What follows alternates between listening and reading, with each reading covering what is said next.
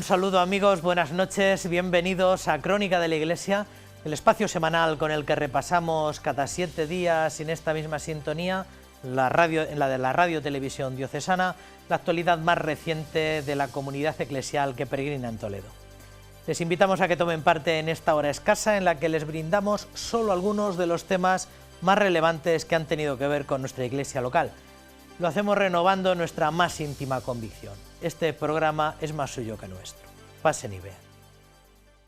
Con la bendición del señor arzobispo se inauguraba a finales de la semana pasada el economato interparroquial Santa Teresa de Calcuta, que tendrá sede en el centro parroquial de Yepes y será el sexto de la red de economatos de Cáritas Diocesana. Don Francisco renovó su firme compromiso con el proyecto Cor Jesu, que contribuirá a dignificar la entrega de alimentos a cientos de familias en toda la archidiócesis, en unos momentos en los que la colaboración y la unión de todos es fundamental para ayudar a los más pobres.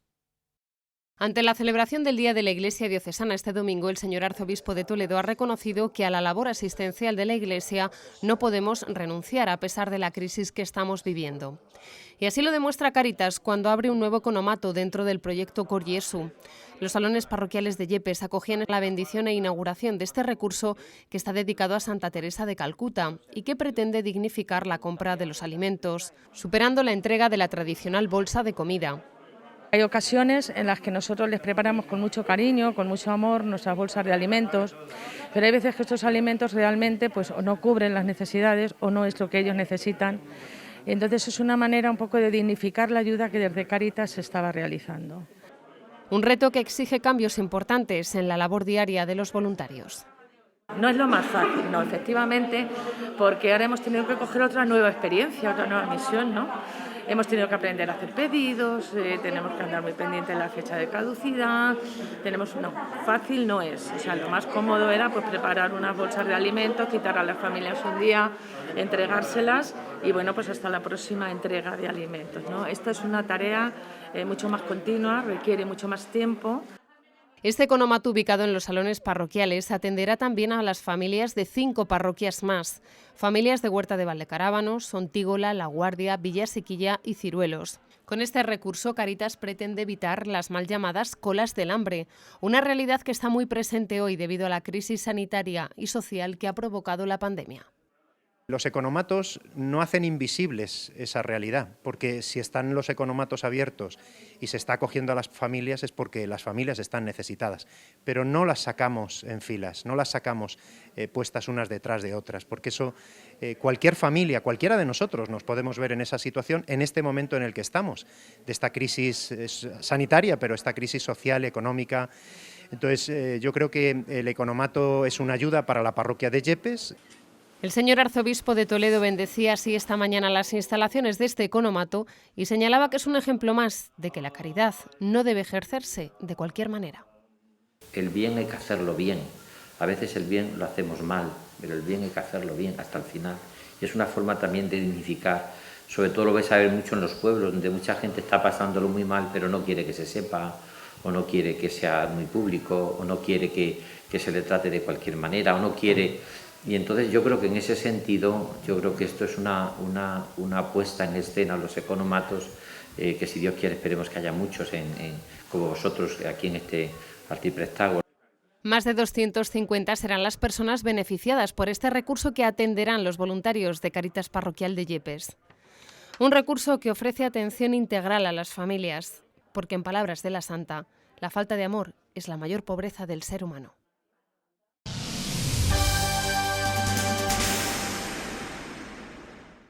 El domingo pasado celebrábamos el Día de la Iglesia Diocesana con el lema «Somos lo que tú nos ayudas a ser, somos una gran familia contigo».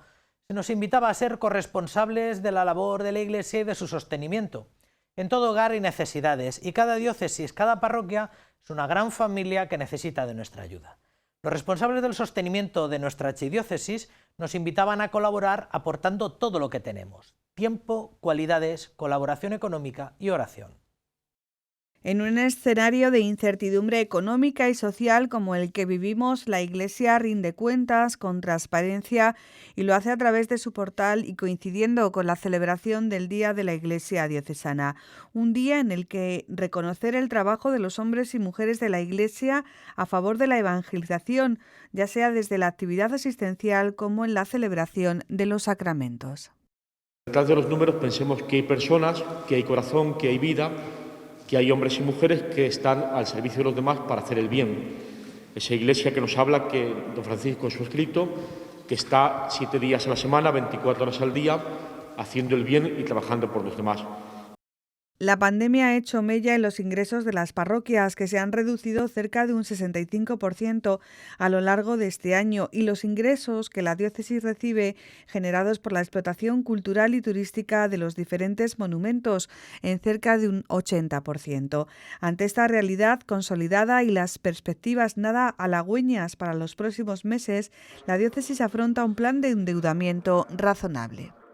A un endeudamiento que tendrá que afrontar el Arzobispado de Toledo, que ya está afrontando el Arzobispado de Toledo, para dar cobertura a aquello necesario que, en principio y lógicamente, hay que atender mejor. Y en palabras de nuestro arzobispo ya allá por el mes de marzo-abril, es el momento de las personas. La archidiócesis ya ha suscrito un crédito ICO de 1 millón de euros para hacer frente a las prioridades económicas que se marcan en su actividad de servicio a los más pobres y desfavorecidos, descartando otras inversiones en materia de obras y conservación. Únicamente queda en marcha la inversión para la construcción de un nuevo templo en Ontígola. Igualmente se han suscrito otras operaciones financieras con otras entidades, una vez que se han abonado los créditos firmados entre 2008 y 2009. Las necesidades de financiación de la archidiócesis se ajustarán, por tanto, a las necesidades marcadas por la actual situación económica que vive nuestra sociedad. El arzobispo de Toledo entiende que ahora más que nunca la actividad asistencial de la Iglesia no puede entrar en crisis. La caridad y el servicio a los más pobres no están en crisis. Por lo tanto, vamos a seguir haciendo los mismos recursos, incluso en algunos temas hasta aumentándolo, a través de todas las instituciones, de todos los servicios que se está haciendo. Precisamente cuando es más las dificultades y más los problemas, el criterio que ha dicho el señor Ecónomo fue el que yo siempre he dicho, que sobre todo fundamentalmente tiene que prevalecer las personas y la atención a las personas. Durante el pasado año, la Archidiócesis de Toledo dedicó cerca de 10 millones de euros a actividades pastorales y asistenciales.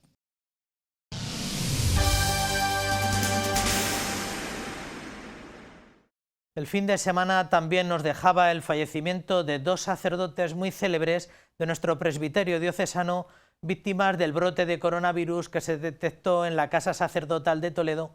Se trataba de don Gregorio Sánchez Escobar, natural de Puente del Arzobispo, y don Mariano Merchán, natural de Fuensalida.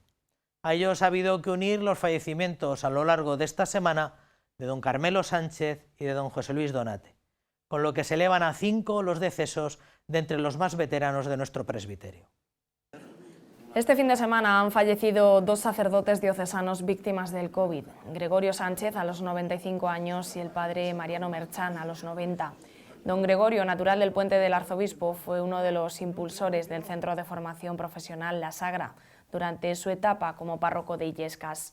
El padre Mariano Merchán volcó toda su labor pastoral en la misión. Estuvo 40 años en Ecuador y su vocación por la misión le ha acompañado hasta el último momento de su vida. Ambos vivían en la casa sacerdotal. Desde Radio Televisión Diocesana queremos trasladar nuestro pésame y unirnos en la oración. Descansen en paz.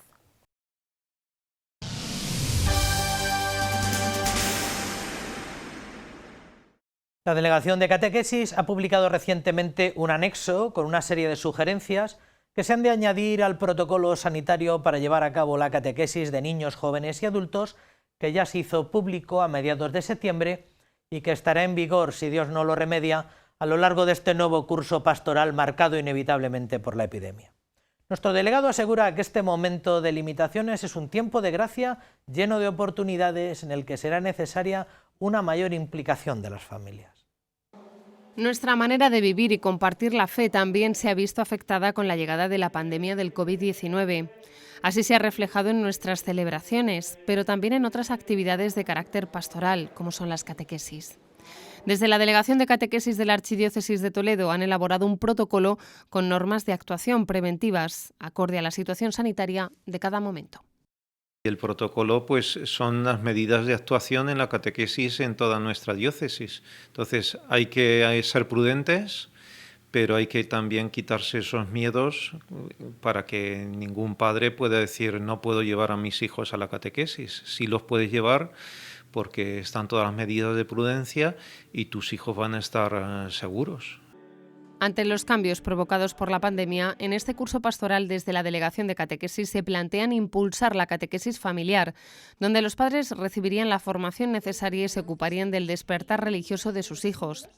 Una opción válida en cualquier circunstancia y que serán los párrocos los que la pongan en marcha, atendiendo a las necesidades concretas de cada comunidad. Ante posibles confinamientos o no, es decir, la catequesis familiar en muchos lugares se va a dar, que sean los propios padres los que sean catequistas de sus hijos. Esto se va a adaptar a cada parroquia verá lo que es mejor, el párroco tendrá que discernir lo que es mejor para cada parroquia, las circunstancias son distintas de unas parroquias a otras. Si formar y buscar nuevos catequistas ha sido un objetivo de esta delegación años anteriores, este curso se hace urgente reemplazar a los catequistas más mayores y de riesgo, que seguirán apoyando con su consejo y oración a los nuevos catequistas. A los jóvenes que viven su fe, yo les animo a que sean transmisores de su fe, que compartan su fe con los demás. Ahora es una ocasión de Dios, pues para decir aquí estoy, envíame. Precisamente porque hay catequistas mayores que son población de riesgo que no van a poder dar la catequesis, pues el Señor te está diciendo a ti, pues anímate, que tú sí puedes ser transmisor de la fe. La web de la Delegación de Catequesis dispone de recursos y materiales para ayudar tanto a catequistas como a padres en su misión como transmisores de la fe.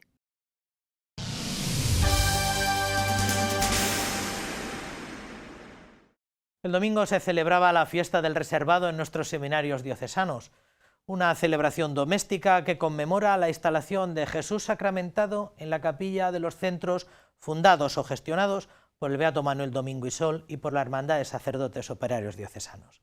Don Francisco, que había celebrado esta fiesta muchas veces en su etapa de formación, la presidía este año por primera vez como arzobispo y recordó que la Eucaristía, celebrada, comulgada y reservada, ha de ser el centro de la vida del seminario.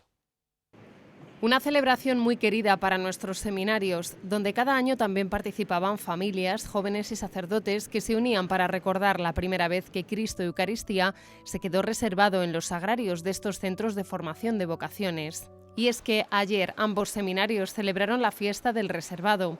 Sin embargo, teniendo en cuenta la normativa vigente por la prevención del COVID-19, este domingo la celebración se realizó a puerta cerrada. Seminaristas y formadores acompañaron al señor arzobispo de Toledo, que señaló que donde está la Eucaristía hay vida. Porque donde está la Eucaristía está Cristo, es la vida, y la vida es Cristo, y entonces todo se va transformando. Lo mismo que existe antes y después de Cristo debería existir incluso antes y después de la misa cada día. Tendría que notarse que hemos celebrado la Eucaristía, o que hemos comulgado la Eucaristía, o que hemos adorado a la Eucaristía. Porque como decía el Padre Nieto, un día sin Eucaristía es un día perdido en tu vida. Don Francisco Cerro Chávez presidió el rezo de las vísperas en la capilla del Seminario Mayor San Ildefonso de Toledo, donde recordó la importancia que debe tener la Eucaristía celebrada, comulgada, adorada y reservada para los jóvenes que se forman en estos centros para ser sacerdotes. Es muy importante la celebración, cómo vivimos la Eucaristía diariamente, cómo la preparamos, en cómo la disfrutamos, en cómo poco a poco va siendo fundamental en nuestra vida. A veces encuentras por ahí a jóvenes que tienen mucho más vivencia eucarística que nosotros. A veces en el seminario tenemos tantas facilidades, tantas presencias eucarísticas y a veces no lo aprovechamos.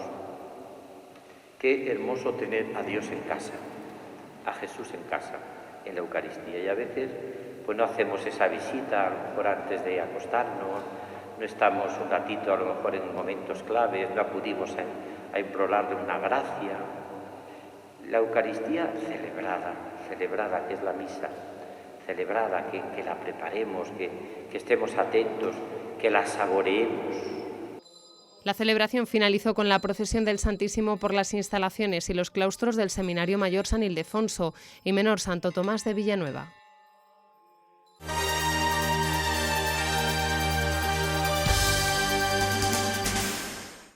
Muy de tarde en tarde presentamos aquí en Crónica de la Iglesia algún libro, algún ensayo, traemos algún autor que nos presenta su obra. Esta noche les vamos a presentar un libro muy interesante. Como ven, tiene el tamaño de manual, de libro de referencia. No es propiamente un ensayo monográfico. Viene de la mano de su autor, que es Fernando Díaz Moreno, y al que recuerdan de algunos otros programas de esta casa, y se llama Teoría y práctica del humanismo cristiano, que es un tema que, con la medida que vivimos muy preocupados de los problemas cotidianos o de distintas perspectivas cotidianas, es un tema que tal vez no abundamos suficientemente. Y hoy tenemos el lujo de contar con su autor, con don Fernando Díez. Don Fernando, buenas noches. Buenas noches. Muchísimas gracias por estar con nosotros. Gracias a usted. ¿Por qué un libro, por qué un manual sobre, bueno, un libro de referencia sobre humanismo cristiano? Pues porque en mis lecturas y en mi actividad a través de la Fundación Tomás Moro, que tiene como objetivo precisamente difundir los ideales y valores del humanismo cristiano, he echado en falta un libro, he echado en falta una teoría general del humanismo. Hay mucho ensayo, hay mucho artículo concreto, hay muchos aspectos estudiados, pero no hay un libro que aborde con una visión global el tema del humanismo. Y aunque yo no tengo capacidad para muchas cosas, pero me empeñé en la idea y ha resultado ese libro. No sé si habría acertado o no, pero ahí está. ¿Es un libro que es fruto de unos cuantos meses que lleva usted ya pues, en este momento jubilar, en este momento de jubilación, o es fruto de la reflexión de mucho tiempo? Pues sí, es fruto de la reflexión de mucho tiempo, porque esta fundación que cito, la Tomás Moro, va a cumplir casi 40 años. Y a través de estos 40 años ha organizado múltiples seminarios, múltiples ciclos de conferencia, publicaciones. O sea que mi experiencia ha venido de la participación y de la organización de toda esta actividad. Por otra parte, yo también he escrito algunas cosas y dado conferencias. Y era bueno sintetizarlo, sistematizarlo, el pensamiento. Y lo he intentado. Y no sé si lo habré conseguido, pero ahí está. Usted es autor de, al día de hoy, un libro de referencia que de Derecho Comunitario Europeo todavía es un manual de consulta obligado. Esto tiene también el formato, salvando todas las distancias con el Derecho Común Europeo, esto tiene formato de manual. ¿Ha pretendido hacer un manual, un libro de referencia? ¿Qué pretende ser? Sí, el libro está, aparte del prólogo hecho por don Federico Trillo, que es, además de político, conocido político, es un gran humanista, tiene una primera parte que es aproximación al humanismo, y para eso me remonto al Renacimiento, estimando que el Renacimiento y el humanismo son dos caras de una misma moneda. Pero después formulo lo que yo considero teoría general basado en dos ejes, en la persona y la comunidad.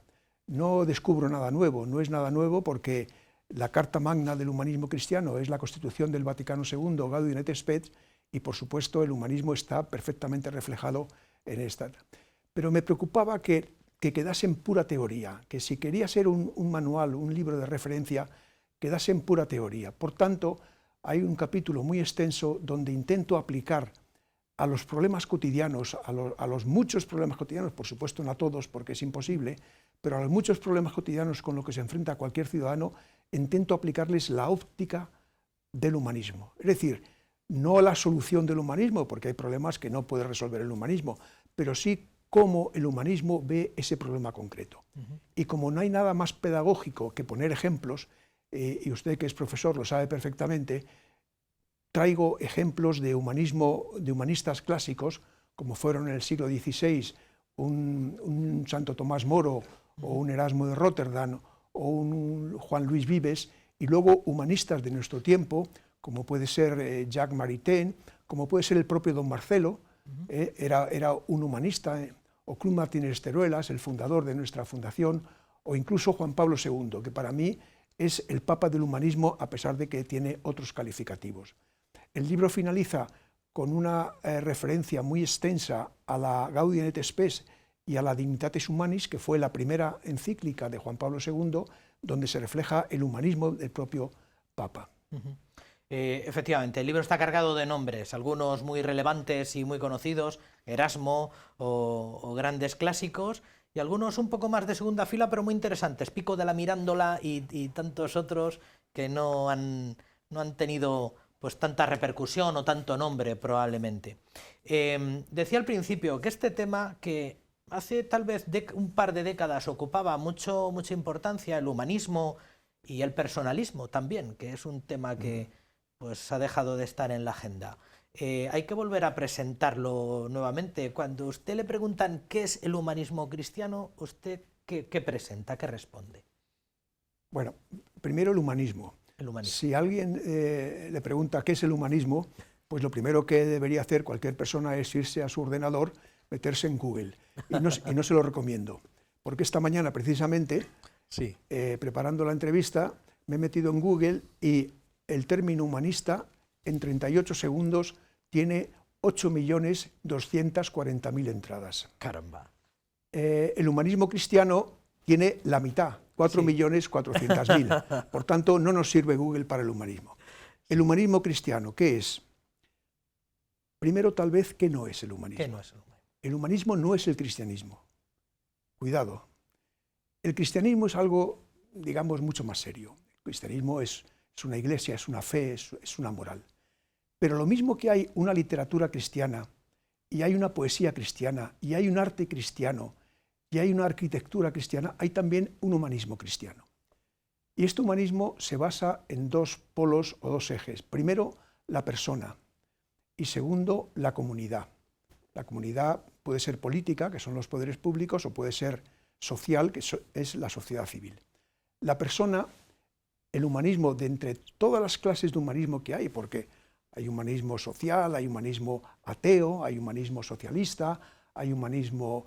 En fin, hay muchas clases de humanismo. El humanismo cristiano es el único que primero considera que el hombre es un ser creado por Dios a su imagen y semejanza, con todo el significado que tiene la imagen y la semejanza, y en segundo lugar, que es por tanto un ser trascendente, y en segundo lugar, que defiende todos los derechos humanos y no solo unos cuantos, porque hay muchos humanismos que defienden a la persona, pero a la hora de defender al concebido y no nacido, o a la hora de defender la libertad de enseñanza, o a la hora de defender a la Iglesia, o a la hora de defender el derecho de los padres a elegir, entonces se ponen de perfil.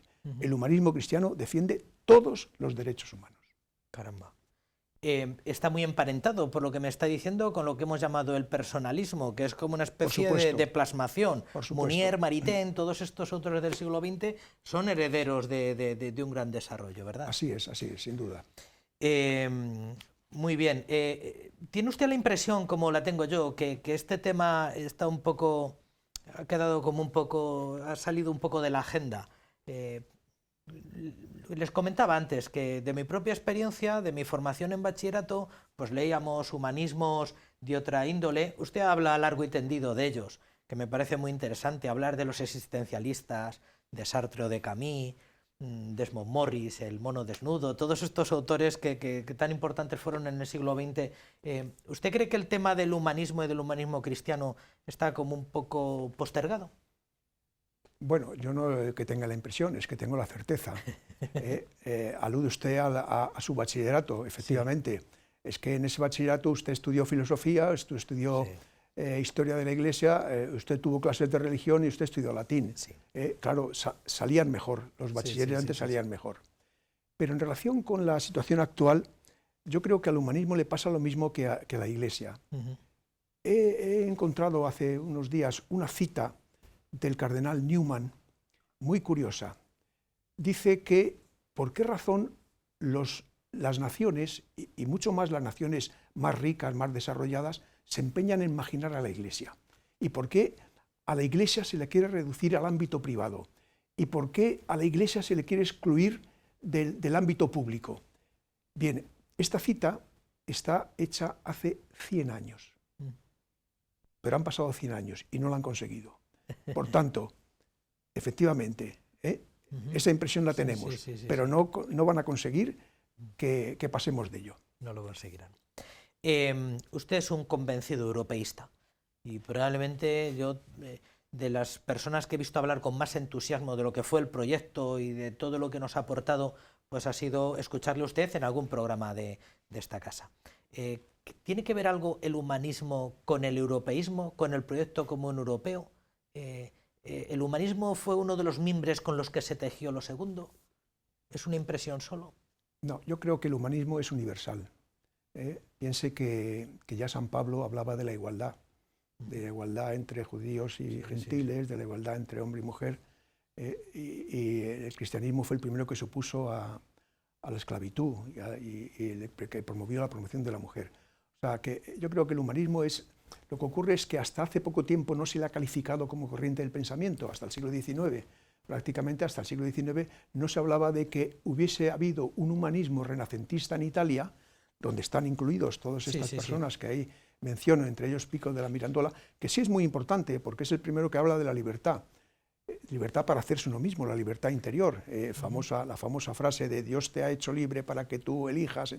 Bien, entonces no es un fenómeno exclusivo de Europa. Claro, es cierto que en Europa el cristianismo ha tenido un mayor desarrollo, pero no podemos limitarle a un continente. Bueno, pues invitamos a la gente a que eche mano de él, si puede. Está editado, ¿dónde? En la Fundación Tomás Moro, sí, a la que usted pertenece desde hace... 40 años. 40 años. ¿Qué pretende la Fundación Tomás Moro? No tengo mucha referencia. ¿Qué pretende? Pues la Fundación Tomás Moro fue constituida por otro gran humanista que se menciona en el libro, que es Cruz Martínez Teruelas, también más conocido como político, pero que fue realmente un humanista cristiano de verdad.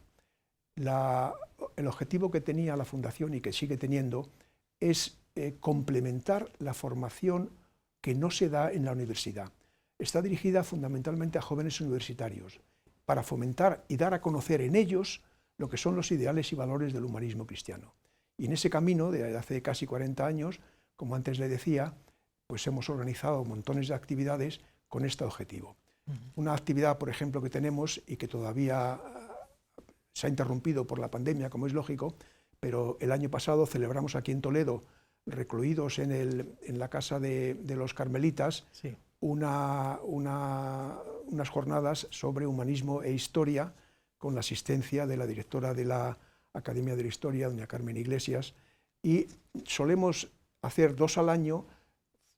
Intentamos salir fuera de Madrid, buscamos un sitio, una casa de ejercicios, esa donde tengan posibilidad de acogida, y desarrollamos ante estos chicos jóvenes, 40 o 50, pues la labor de difusión de estos ideales y valores. Bueno, pues lo que les decía, editado por la Fundación Tomás Moro, a la que usted pertenece, pueden encontrarlo pues en las librerías del ramo. Don Fernando Díez Moreno, Teoría y Práctica del Humanismo Cristiano, y bueno, pues es como hincarle el diente un poco al asunto. No es muy exhaustivo, me refiero que no es muy... no abunda mucho, pero presenta muchísimos temas, y de ello es testigo pues este índice tan pormenorizado. Claro, es que es deliberado, o sea, no es un libro para leer desde la primera página, es un libro para tener, y cuando hay un problema y tú quieres tener posición del problema y saber qué piensa el humanismo de este problema, se va al índice y se pica en el tema que te interese. Muy bien. Teniéndole usted aquí, no queríamos renunciar a hablar de su manera de ver los tiempos que están corriendo. Usted, pues como decíamos, es un reconocido europeísta, un reconocido jurista y un hombre que ha ocupado pues, casi todos los cargos que se pueden ocupar en la administración. Ha sido secretario de Estado, subsecretario, menos ministro, ha pasado por casi todos los... Gracias a Dios. Gracias a Dios. Le iba a preguntar por cómo ve el panorama. ¿Cómo ve el panorama europeo en este momento, don Fernando? En medio de tanto euroescéptico, ¿usted cómo valora todo lo que ve? Pues mire, Europa ha recorrido 3 etapas que muy resumidamente han sido las siguientes. En primer lugar, un desarme arancelario, es decir, una supresión de los impuestos que gravaban la importación o exportación de mercancías. ¿Por qué tenemos ahora tan buenos coches, incluso tan baratos? Porque se declaró la competencia suprimiendo los aranceles que gravaban la importación. Usted quería comprarse un Mercedes hace 40 años y era carísimo porque tenía que pasar varias fronteras y en cada una de ellas. Ahora se puede usted comprar el coche que quiera fácilmente. Primera etapa. Segunda etapa, lo que llamaban el mercado único. ¿Por qué solamente circulan libremente en Europa las mercancías y no también los servicios, los capitales y las personas? Personas no solamente físicas, también sociedades, profesionales, trabajadores, etc. Y eso se cumplió en el año 1992. Y la tercera etapa fue el euro. En el año 2002 cambiamos nuestras monedas por euros. A partir del año 2002 se inicia una cuarta etapa que se consolida en el Tratado de Lisboa. El Tratado de Lisboa hace que las políticas de interior, es decir, la persecución del terrorismo, la trata de blancas, sea política comunitaria. Y por otra parte, la política exterior, la política de seguridad y defensa, sea también política comunitaria. Y en esa fase estamos. ¿Pero qué ha ocurrido?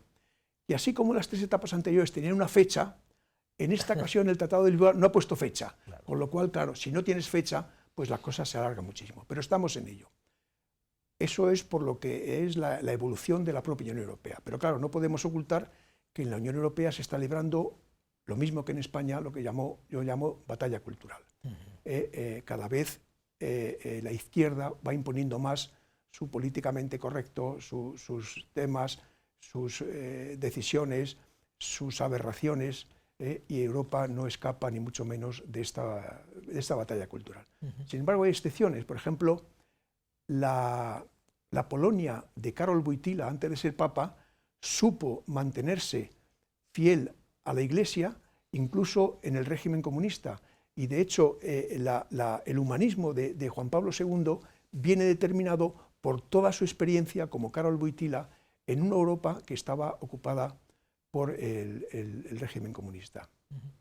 Usted que conoce bien el tema y que además es un cristiano muy militante, un católico muy militante, ¿usted cree que un católico de los muchos que nos están siguiendo puede permitirse ser euroescéptico? ¿Cómo tiene que vivirlo? ¿Qué consejo le diría a usted? Hombre, Europa nos ha salvado en dos ocasiones. Primero, en la crisis del año 2008, y segundo, nos está salvando ahora, si el gobierno actúa, en esta crisis de la pandemia.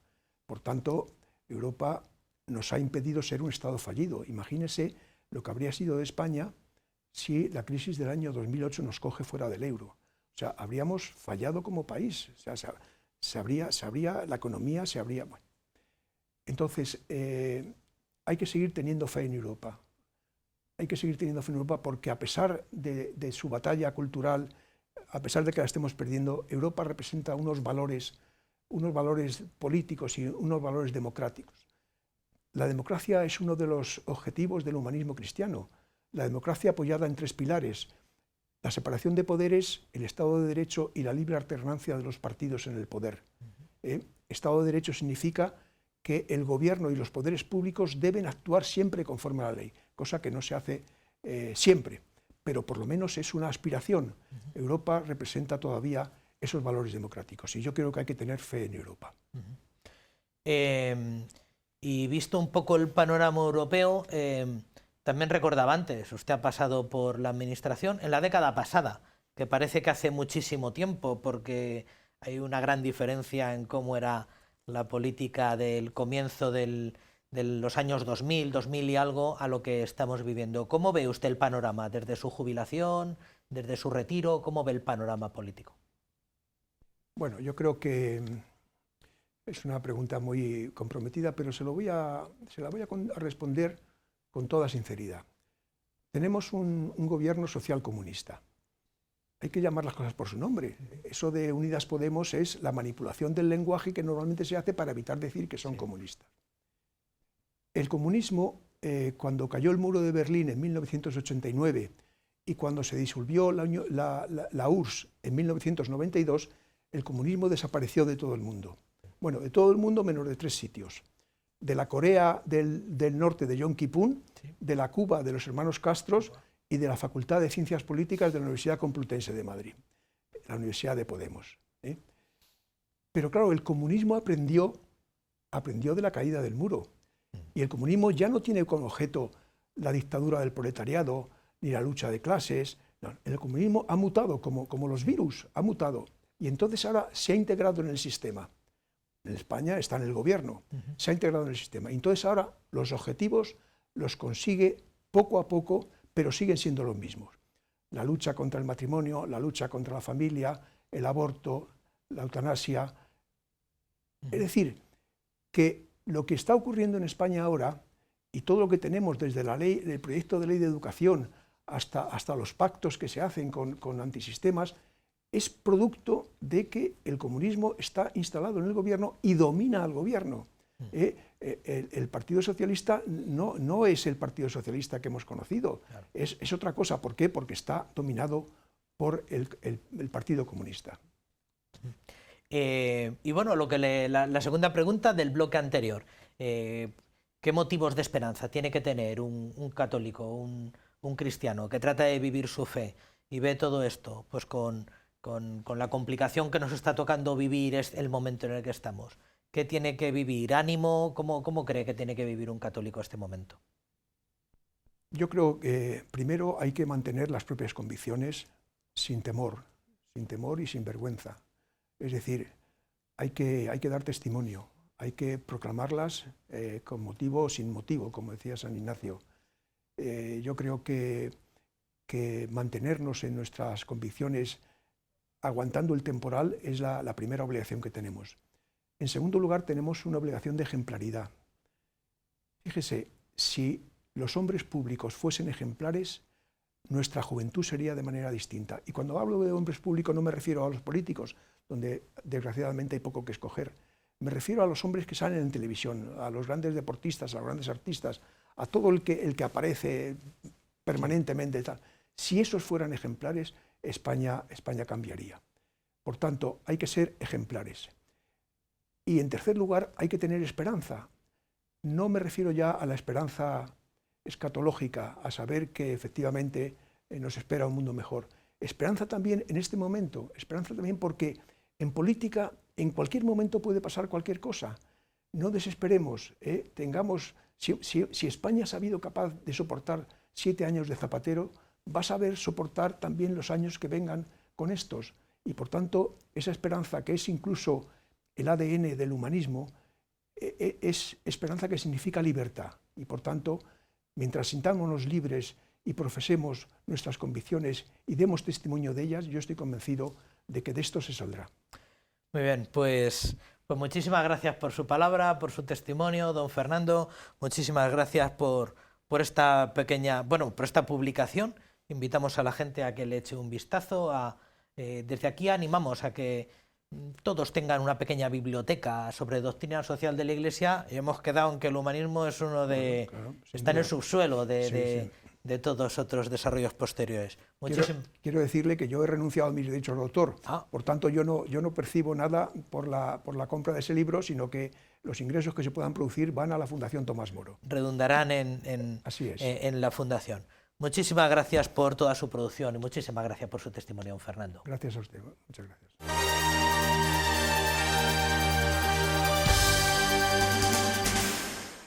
La catequesis semanal del pasado miércoles, el Papa recordó que Jesús enseñaba que la oración debe ser perseverante, aunque nos parezca que Dios responde con el silencio. Francisco recordó 3 parábolas de Jesús que recogen 3 lecciones sobre la oración y que nos muestran con qué paciencia Dios escucha nuestra súplica, aun cuando conoce nuestra miseria mejor que nosotros. Con su silencio, el Señor busca incitar en nosotros el deseo y la esperanza filial. Por eso es vital para no desfallecer, aseguró Francisco. Queridos hermanos y hermanas, hoy contemplamos a Jesús que con su palabra y su ejemplo nos invita a la oración perseverante. El continuo diálogo de Jesús con el Padre en el silencio y el recogimiento fue el fundamento de toda su misión. Para exhortarnos a tal perseverancia, el Señor nos propone 3 parábolas. La del amigo inoportuno, la de la anciana y la del juez inicuo, y la del fariseo y el publicano. De estas parábolas podemos aprender algunas lecciones sobre la oración. nos muestran con qué paciencia Dios escucha nuestras súplicas, aun cuando conoce nuestra miseria mejor que nosotros mismos. Con su silencio el Señor busca iniciar en nosotros el deseo y la esperanza filial y nos pide también la perseverancia fundada en la firmeza de la fe. La oración necesita ser valiente, incluso hasta retar a Dios entre lágrimas sin rendirnos nunca ante el mal y la injusticia. Finalmente, nos revela que la humildad y la verdad y la verdadera contrición son el modo para acceder al corazón de Dios. El Evangelio es claro, la oración es vital para no desfallecer, es una cuestión de fe. Aunque nos parezca a veces una fatiga inútil y que Dios enmudece ante nuestros ruegos, hemos de perseverar en la oración. Jesús en esto no es solo un maestro y un ejemplo, sino que nos acoge en su oración. Él toma sobre sí cada grito, cada canto de júbilo, cada súplica, en definitiva, cada oración humana. A la vez, cuando rezamos, su voz está en nosotros, de modo que todo lo que pidamos en su nombre sea para gloria de Dios Padre. Saludo cordialmente a los fieles de lengua española. Los animo a rezar con confianza y tesón, y de modo particular en estos momentos de dificultad que está viviendo la humanidad entera. Acerquémonos a Dios sin temor, abandonándonos con humildad en ese diálogo divino con quien sabemos que nos ama. Que el Señor los bendiga.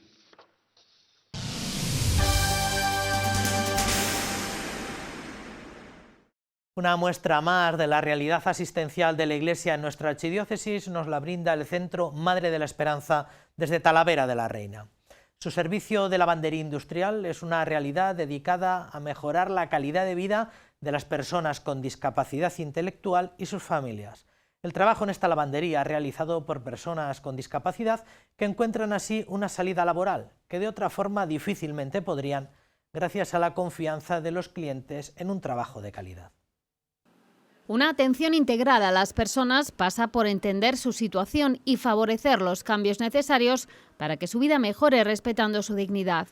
Ofrecer un puesto de trabajo en condiciones adecuadas a las cualidades y capacidades de cada uno es uno de los objetivos con los que nació la lavandería industrial Madre de la Esperanza.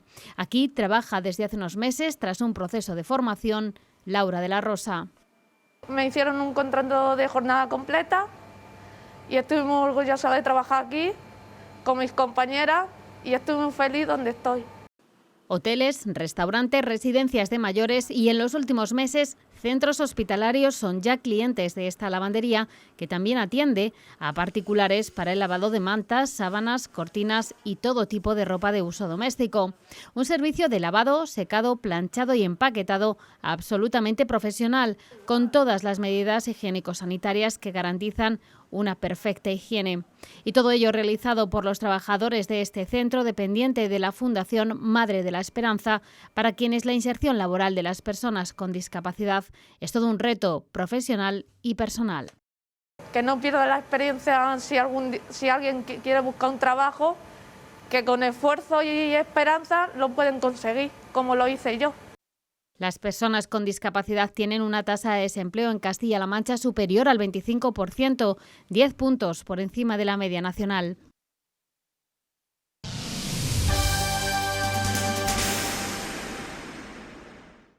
El señor arzobispo mantuvo el pasado miércoles un encuentro con los jóvenes de la Pastoral Universitaria Diocesana en la célebre Capilla Sabatini del campus de la Fábrica de Armas. Tras el encuentro presidió la Eucaristía, en la que el prelado toledano recordó lo que significa hoy ser cristiano en el contexto académico, o lo que es lo mismo, cómo hacer presente a Jesucristo en la universidad y de este modo acercarse a la persona en uno de los momentos vitales y en una de las realidades más interesantes de nuestra sociedad. A la cuestión sobre qué es un cristiano en la universidad, respondió el señor arzobispo de Toledo en el primer encuentro que mantuvo con los jóvenes que participan de las actividades de la pastoral universitaria. En su homilía, don Francisco Cerro aseguró que la actitud de agradecimiento debe estar siempre presente en su día a día. Lo primero es un hombre o una mujer agradecido, Porque solo hay un misterio para ser feliz y un misterio para ser cristiano, vivir en el agradecimiento. Fijaros que la misma Eucaristía significa acción de gracias en griego. Por tanto, agradecer. Actitud agradecida por la oportunidad para formarse y crecer en la universidad, sabiendo en todo momento lo que es, viviendo donde está y luchando por conseguir un mundo más justo. Así definió el prelado toledano la actitud y la misión de los cristianos en su periodo universitario. En el fondo el Señor se da cuenta, como se da cuenta en nuestra vida de cada uno de nosotros, cómo me acerco yo a mi vida, mis años de formación, de estudios y aprovecho el tiempo. El cristiano debería ser el mejor ciudadano del mundo. En todo debería ser el mejor ciudadano del mundo. El pasado 28 de septiembre la Pastoral Universitaria comenzaba sus actividades, un curso que, como no podía ser de otra manera, viene marcado por las restricciones sanitarias a causa de la pandemia del coronavirus, situación que ha llevado a la suspensión de algunas de las actividades previstas para este año o la adaptación de otras según la normativa vigente. La Pastoral Universitaria pues también se ve afectada por el COVID y algunas de nuestras actividades las hemos tenido que reducir o incluso cancelar. Por ejemplo, solíamos tener siempre un viaje, la Pascua Universitaria, que la tuvimos que cancelar el curso pasado. En el cambio de cuatrimestre, enero-febrero, pues hemos tenido un viaje con algún motivo, hemos ido a Roma, a Polonia, este año estaba previsto ir a Londres. La Capilla Sabatini, sede de la Pastoral Universitaria de la Archidiócesis de Toledo, está ubicada en el campus de la antigua fábrica de armas y acoge la celebración de la Santa Misa los lunes y los miércoles a las 8 de la tarde y los martes, jueves y viernes a las 8:30.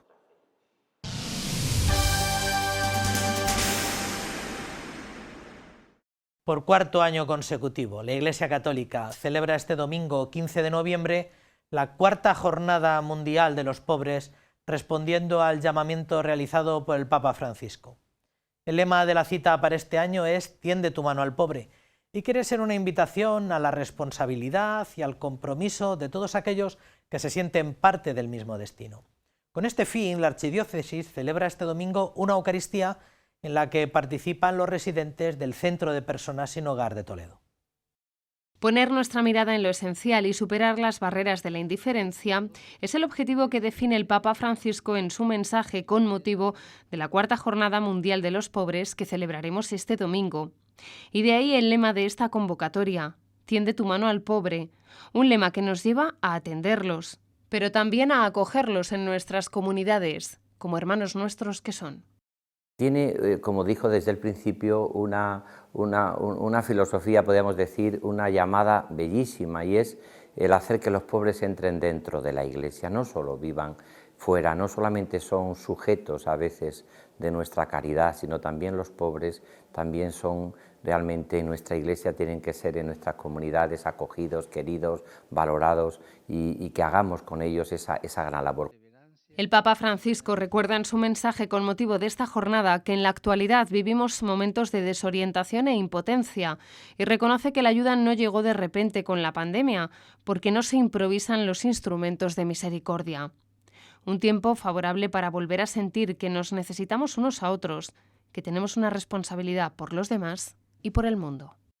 Yo creo que no debe estar en crisis ni nuestra caridad, ni nuestro servicio a los más pobres y necesitados, y sobre todo que seamos conscientes de algo tan hermoso como es nuestro deseo de que en esta jornada también vivamos eso que dice precisamente el lema, que estamos con los pobres, que estamos con los que sufren, que el Señor sabe de sus dificultades y que la Iglesia tiene que ser samaritana al servicio de los más necesitados. En nuestra diócesis, el señor arzobispo de Toledo presidirá la Santa Misa este domingo en la parroquia de Santa Leocadia con motivo de la Jornada Mundial de los Pobres.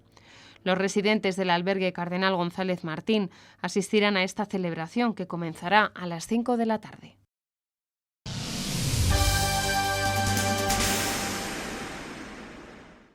Aunque no le hayamos dado la importancia que merece, el pasado mes de julio el señor arzobispo creaba, además de la archiconocida Vicaría de Asuntos Económicos, una nueva vicaría para la vida consagrada que pasaba a atender inmediatamente don Raúl Muelas. Su misión es atender pastoralmente una de las grandes y antiguas riquezas de la archidiócesis, que no es sino la vida religiosa, lo cual implica acompañar y animar las 46 comunidades contemplativas, 11 sociedades de vida apostólica y hasta 54 institutos religiosos. Una de las grandes riquezas de la Archidiócesis de Toledo son las numerosas formas de vida consagrada que están presentes. Y desde el pasado verano es una realidad que además cuenta con vicaría propia. La vida consagrada estaba bien atendida con una delegación, pero él ha querido que tenga la máxima representación, es decir, que la vida consagrada no solamente esté atendida desde el arzobispado, sino que tenga presencia en el Consejo de Gobierno de la diócesis, de manera que haya un vicario que siempre que se reúne el Consejo de Gobierno, que semanalmente, pueda traer las necesidades y los gozos de la vida consagrada. Dentro de la estructura de la vicaría se dividirá en tres el equipo que coordinará el vicario, y así habrá un responsable de la vida consagrada contemplativa, otro de la vida activa y otro para el orden de las vírgenes consagradas.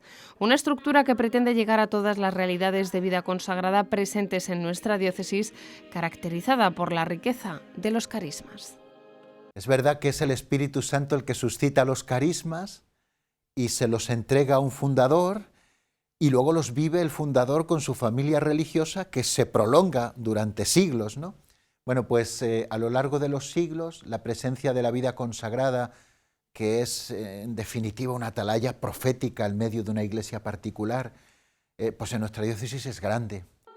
La creación de esta vicaría es un agradecimiento y reconocimiento a la presencia y la labor, muchas veces desconocida por muchos, que enriquece la vida y la pastoral de la Iglesia en Toledo.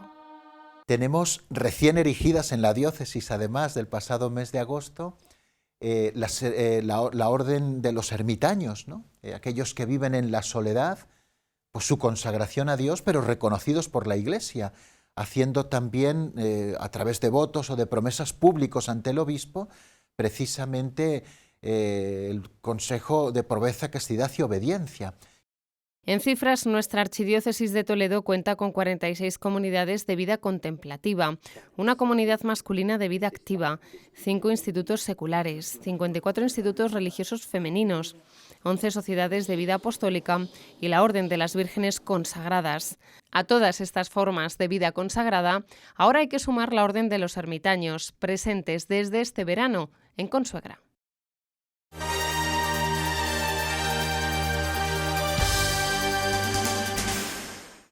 Muy bien, pues hasta aquí nuestra crónica semanal. Ya saben que pueden volver a visionar todos estos contenidos y muchos más en el canal de YouTube del que dispone Radio Televisión Diocesana.